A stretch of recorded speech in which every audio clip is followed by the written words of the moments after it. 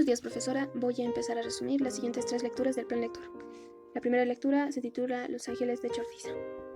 Bueno, esta historia inicia con Edward. Edward era un niño quien quería actuar como los mayores, entonces decidió bajarse de una carreta en la cual él y varias personas más junto a su hermano mayor se dirigían a un lugar. Todos ellos estaban escapando de un enemigo. Y bueno, esta historia continúa de esta manera. Edward decide bajarse de la carreta, pero días después, sin alimento y un poco débil, lo convencen para que se suba otra vez a la carreta, ya que él ya estaba débil.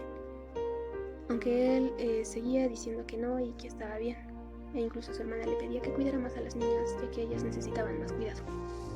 Poco a poco el clima y la falta de alimentos se hicieron presentes, y todo este grupo de personas, quienes a medida que avanzaban en su camino recogían a más, no podían estar en un estado óptimo, ya que con la falta de alimento y el clima tan brusco que traía la nieve, era complicado que ellos pudieran permanecerse con vida. Nos cuenta que en un momento él se desplomó en la carroza y empezó a recordar momentos en los que él vivía en su casa y estaba feliz con toda su familia. En esos días tan tranquilos, él recuerda que junto a sus padres solían reunirse cada atardecer y cada mañana para estudiar la Biblia. Su padre, su madre, Edward y sus 3 hermanos mayores todos juntos se reunían para hacer esto. También recuerda que sus hermanos mayores habían sido llevados por el ejército. Él recuerda todo el fervor y devoción que le tenían sus hermanos a la Biblia y a todas sus enseñanzas que en ella podían encontrar. Con todos estos recuerdos, él recuerda la vez en la que unos oficiales llegaron a su casa y quienes preguntaron quién era el hombre de la casa, en el cual sale su padre, y lo acusan de incitar al pueblo a cosas malas, pero él solo veía revistas en las que habían imágenes que no eran muy agradables, tal vez a los ojos de los oficiales, pero no significaban nada. Aún con esto, los oficiales bruscamente se llevan a su padre.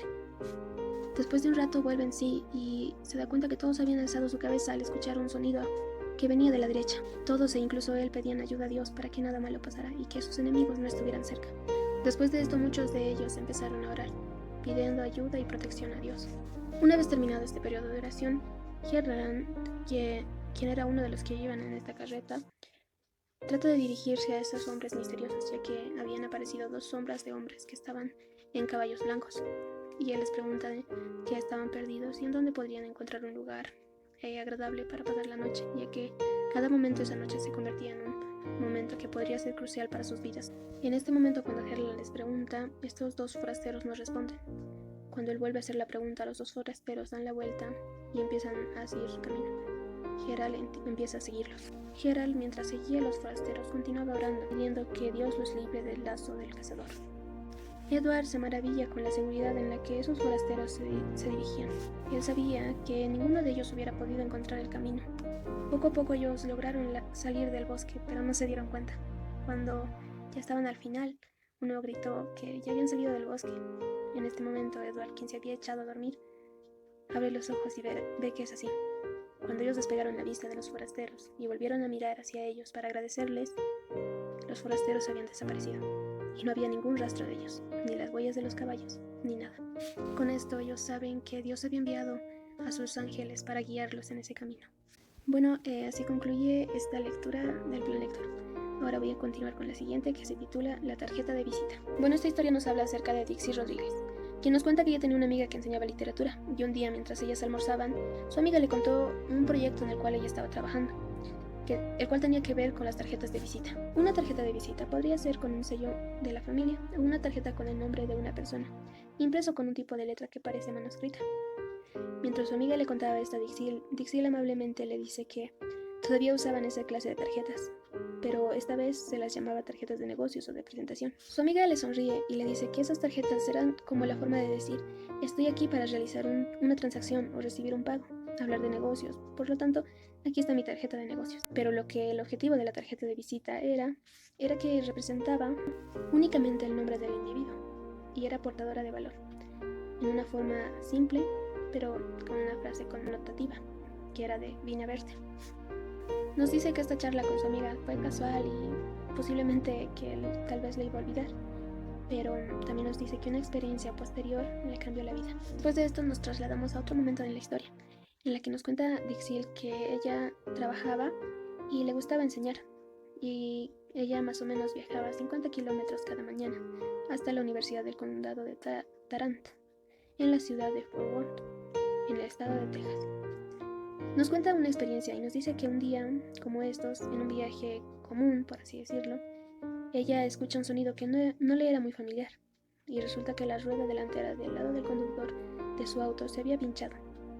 Poco a poco ella escuchó el metal que raspaba contra la carretera y se dijo a sí misma que estaba en problemas. Desesperada vio autos por todas partes y sus frenos no funcionaban. Trató de salir, pero no podía. El volante había perdido su fuerza. Se estaba dirigiendo derecho hacia un puente. Ella sabía que seguramente golpearía el muro de concreto que separa el puente del espacio de abajo. De pronto ella dijo: querido Dios, hoy no. Ella no recuerda mucho de lo que pasó ese día, pero nos dice que cuando su auto golpeó el muro, el auto empezó a girar en círculos. El ruido del metal raspándose cada vez más la aturdía. De pronto, algo la golpea a la cara y todo se vuelve negro. Nos dice que cuando terminó el auto de dar frenéticamente las vueltas, escucha una voz, la cual le decía que no se moviera, ya que había tenido un choque fuerte. Ella trató de salir de su auto, pero no podía. Ella tenía el temor de que su auto estuviera incendiándose, ya que sentía mucho humo. Pronto esta persona misteriosa le dice que no tenga miedo y que él trataría de abrir la puerta del acompañante para que el humo saliera. Dice que habían detenido el tránsito para que no pasaran los autos. Ella no sabía quién era esa persona, pero estaba agradecida por escucharla. Inmediatamente esta persona abre la puerta del acompañante y habla por teléfono a emergencias, dando los hechos de lo que había sucedido. Ella, aún aturdida, no podía entender lo que él le decía, cuando en un momento le pregunta cuál es su nombre. Poco a poco ella se da cuenta de que su respiración es sibilante. Ella no sabía dónde estaba su medicamento para el asma. Con el accidente muy fuerte y con sus problemas de asma, ella entró en temor y pánico. No sabía qué es lo que iba a pasar. La persona extraña toma su pulso y Dixie puede sentir eso. Ella puede ver un poco de cómo estaba su auto. Pasado esto, los médicos llegan y empiezan a tratarle a Dixie, preguntándole si podía sentir dolor o si podía seguir la luz. Le preguntaban cuánto era lo que le dolía y preguntas como estas. Un policía va con ella y le dice que había violado las leyes de tránsito y que habían muchos testigos quienes lo vieron. Dixie lo ve y ella cree que es una persona amable y le pide disculpas, pero el oficial le dice que se había visto su auto. Le dice que era un milagro que esté viva. Poco a poco la persona misteriosa empieza a dar datos que Dixie no le había contado, lo cual la impresionaba a ella, ya que cómo era posible que alguien a quien ella no conocía podría tener esos datos de ella. Cuando ella quiso saber su nombre, él le dijo que no se preocupara, que le diga que su pupi dice que estará bien. Cuando ella llegó al hospital, esta persona extraña había tenido la razón, ya que le encontraron muchas heridas y incluso tenía costillas fisuradas. Después de esto, ella decide ir a ver su auto, y cuando lo ve empieza a llorar, ya que no había nada de qué reconocer de su auto. Había quedado hecho trizas. Cuando ella decide buscar a esta persona misteriosa, ve que la tarjeta que ella tenía el nombre de Puppy y un número de teléfono debajo de él.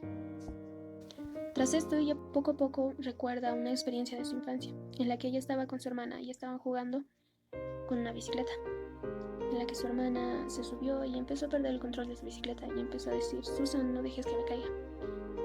Su hermana le había puesto el nombre de Susan a su ángel guardián. Ella quería hacer lo mismo. Y como su mente giraba en torno a la mascota de sus vecinos, quien se llamaba Puppy, ella decidió llamar a su ángel guardián de esta manera. Ella trató de encontrar a esta persona, pero no pudo encontrarla. No había rastros de esta persona. Y bueno, ella dice que las características de esa tarjeta daban a entender que no estaba guardada en una caja especial. Así que ella dice que todo eso había pasado y al final esa tarjeta estaba en su mano. Se preguntaba si era una tarjeta de negocios, una tarjeta de visita, o en cualquier caso significaba un vine verde. Aquí podemos ver el poder de Dios, quien manda a sus ángeles a que nos cuiden y nos protejan. Y bueno, así concluye esta lectura. Voy a continuar con la siguiente lectura, que se titula Apoyo. Esta historia nos cuenta acerca de John Gordon.